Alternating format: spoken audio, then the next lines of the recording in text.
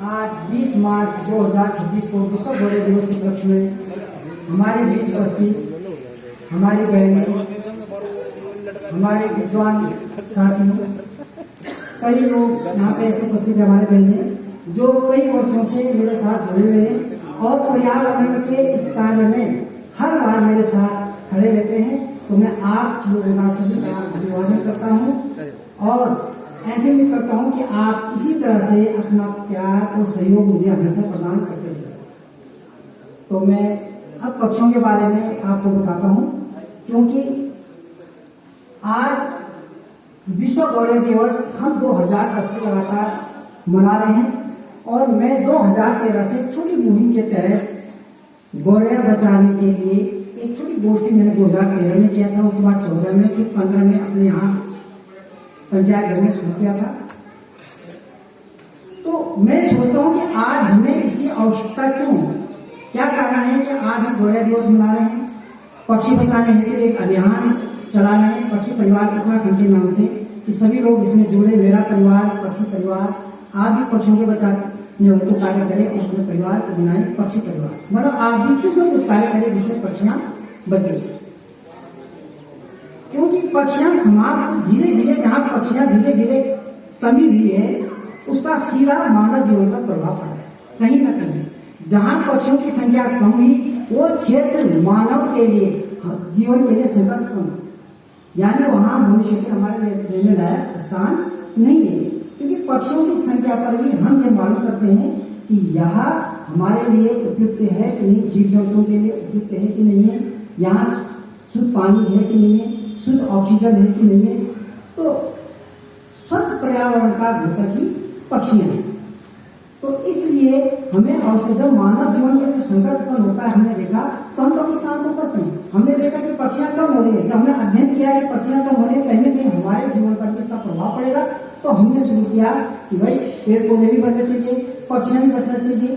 तो इसलिए हमने इसको, सभी लोगों में इसकी आवश्यकता हुई कि हम पक्षियां बचाएं। अब जहां पे पक्षियों की संख्या, मैंने आपसे पहले कहा कि पक्षियों की संख्या वहीं पर अधिक होती है जहां पर शुद्ध पर्यावरण होता है। कहीं पर भी देखा, जहां पे गंदगी होगा वहां पे पक्षियां नहीं होगी, जीव जंतु बिल्कुल नहीं होंगे। अगला हो गया हमारे पास की क्यों आवश्यकता नहीं है, मतलब पक्षियां हमारे लिए क्यों आवश्यक है। नंबर 1, हमारे यहाँ गौरव की बात आती है, छोटे पक्षियों का आती है, मैं वहीं से देखूंगा कि गौरैया पक्षी हमारे घर के आसपास हमने फसलें बो रखी हैं, सब्जियां हैं, फसलें हैं, उसमें से छोटे छोटे हर एक कीड़े का भक्षण करती है। एक गौरैया एक दिन में अपने शरीर से 10 गुना ज्यादा कीड़े मारती है, सुबह से शाम। तो हमारे घर के आसपास पनपने वाले हानिकारक कीड़े जो हमारे साग सब्जियों में, पेड़ पौधों में नुकसान पहुंचाती, वो पक्षियां काम करती है उससे सस्ता। हम कीटनाशक का प्रयोग करेंगे कहीं ना कहीं, और कीटनाशक का फसलों से कहाँ जाएगा, हमारे शरीर में जाएगा। तो कहीं ना कहीं हमें कई रोगों से ग्रसित होना पड़ेगा। जैसे आजकल हार्ट आप देख रहे हैं, शुगर देख रहे हैं, माइग्रेन देख रहे हैं, त्वचा संबंधी देख रहे हैं, समय से पहले बाल सफेद होना हो गया, दांत का खराब होना, आंखों का खराब होना, इस तरह से हम देखेंगे धीरे धीरे हमारे शरीर को क्या कर रोगग्रस्त कर रहा है। तो पहला तो हानिकारक कीड़े मकोड़े का क्या कहता है बचना।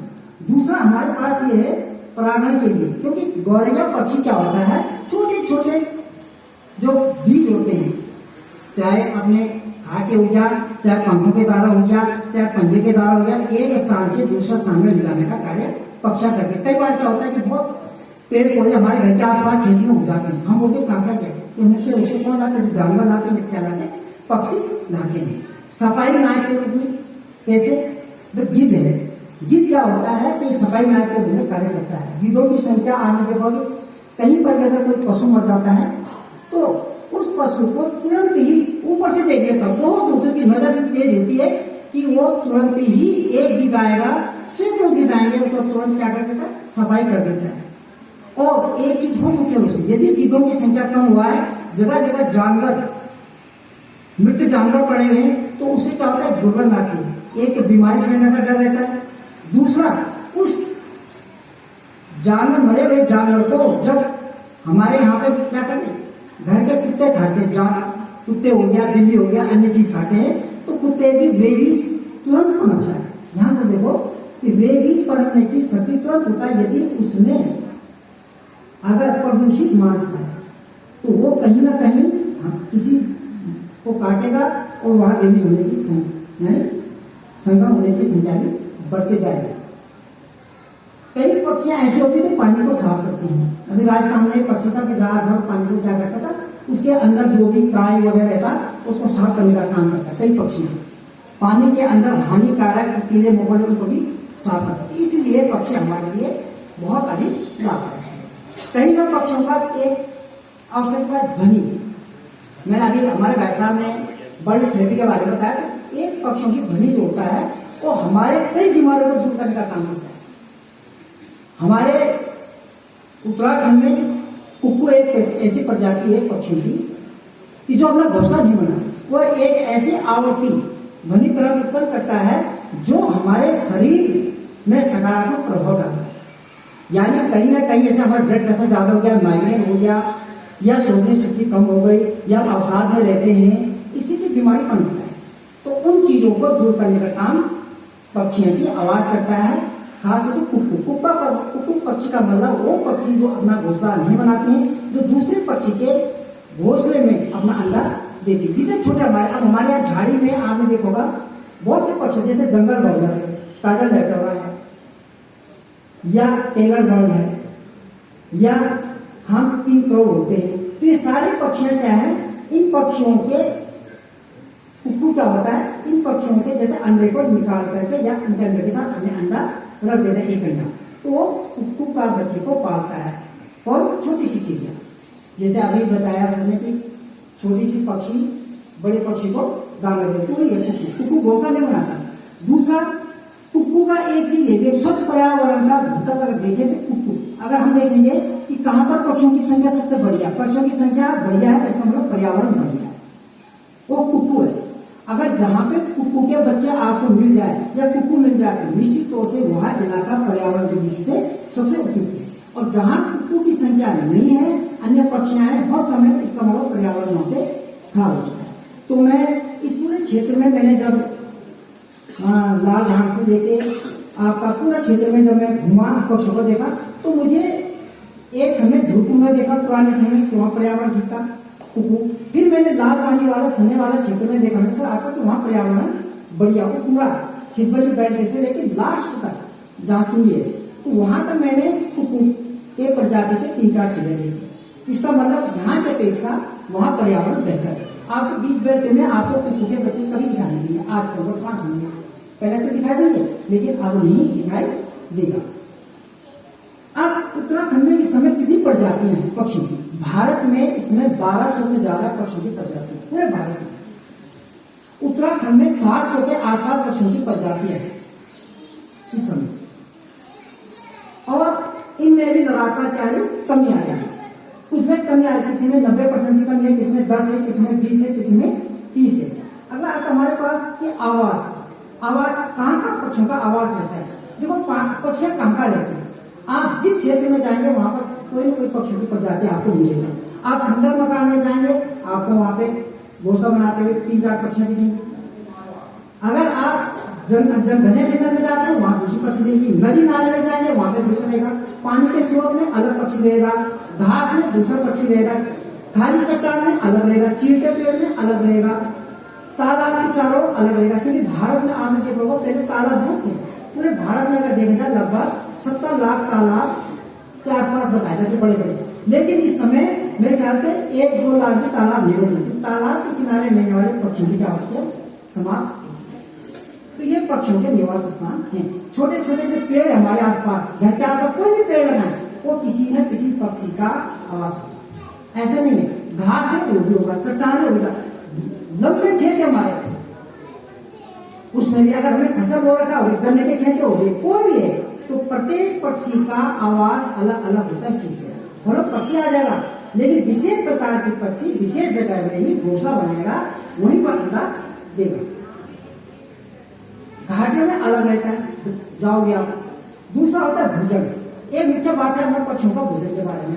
हमारे पास पक्षियां वैसे सर्वाहार होता है, छोटे पक्षियां कीड़े मकोड़े भी खाती हैं, दाना भी चुगता है, कुछ बड़ी पक्षियां होती है केवल बीज को छोड़ करके, 2-4 बार कुछ छोड़ करके जो मांसा होती है, लेकिन अधिकतर कुछ फल खाते, कुछ फलों के रस चूसते हैं, फलों के रस, तो फूलों के रस चूसते हैं, कुछ फल खाते हैं, कुछ फल भी खाते हैं, केले भी खाते हैं, कुछ अनाज भी खाते हैं, कुछ घास खाते हैं, पत्तियां खाते हैं। तो इस प्रकार से पक्षियों का भोजन भी क्या है, अलग अलग प्रकार का है, एक जैसा नहीं है। और खासतौर से छोटे जो पक्षियां हैं अपने बच्चों को पालने के लिए छोटे छोटे कीड़े मकोड़े का प्रयोग करते हैं। जितने भी हमारे आसपास है, अगर कीड़े मकोड़े नहीं रहे तो लंबी सफर दूर करना पड़ता है। अगर यहाँ पे सपोज कलरी के जंगल है तो एक चिड़िया को कम से कम 3 से 4 किलोमीटर दूर जाना पड़ता है हर एक कीड़े मकोड़े के लिए, जैसे गौरैया है। तो जब वो जाएगा कहीं ना कहीं क्या होगा, उसकी जान को भी क्या बनेगा, खतरा बनेगा। आप उत्तराखंड में कितने प्रकार की पक्षियां रहते हैं देखे जाए तो मौसम के साथ, तो एक देखा जाए एक स्थानीय पक्षी होती है। स्थानीय का मतलब जो यही रहता है, कहीं जैसे गौरैया हो गया, हमारा जंगल बबला हो गया, बुलबुल हो गया, काजा लटा हो गया, जितने आज तो देखें ये स्थानीय पक्षी हैं। कम से कम हमारे यहाँ इस तरह से है 30 से 40 प्रकार के स्थानीय पक्षी हैं। वो पक्षियां मतलब वो कहीं दूसरा होता है जो एक स्टेट से दूसरी स्टेट में जाता है। उदाहरण मध्य प्रदेश की पक्षियां आ गया, महाराष्ट्र का जैसे आज महाराष्ट्र की पक्षी जो हरील है आजकल आता है, जैसा वो सेतु के पेड़ में एक गिट्टी टाइप का डब टाइप का पक्षी है, वही का है। या कोई हिमाचल से आ जाता। अभी मैंने जैसे आसाम के पक्षी हैं, आसाम के बेल्ट का हिमाचल प्रदेश के जो बेल्ट है वो नदी में आ जाते हैं। अभी मैंने ब्लैक स्टोर का फोटो खींचा था, तो वो आसाम के साइड का है। एक होता है माइग्रेट करने अन्य देश से आते, जैसे चाइना से आते हैं, मंगोलिया से आते हैं, रूस से आते हैं, अफ्रीका से आते हैं। जैसे आजकल अब थोड़ा सा आपने देखा होगा रात को टक टक टक की आवाज सुनाते हैं, नाइट जार।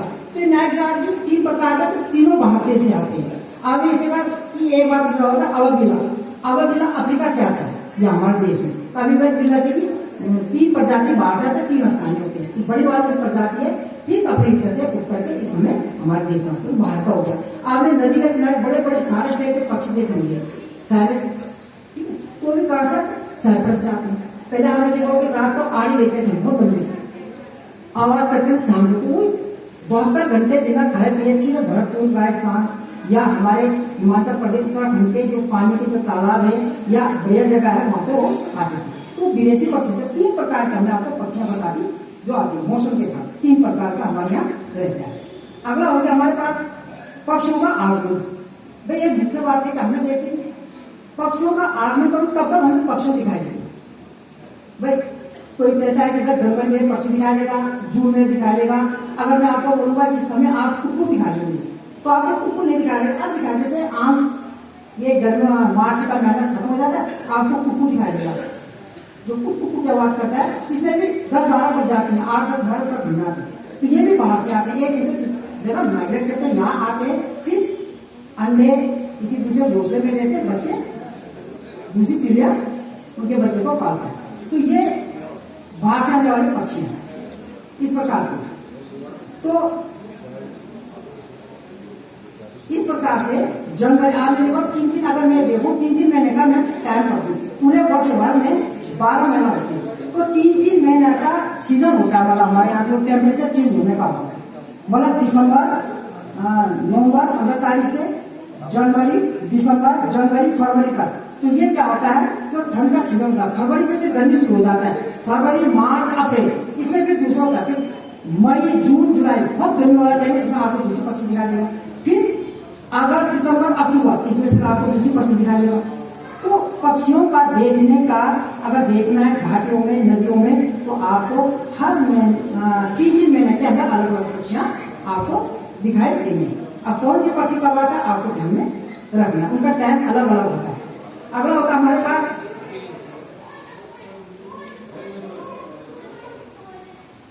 ये मैंने आपसे कहा कि अधिक पक्षियां कहां दिखाई देगा, जहां आपको कुक्कू दिखाई देगा। कुक्कू की संख्या जहां है इसका मतलब है कि वहां पक्षियों की संख्या भी क्या है, अधिक है। और अगर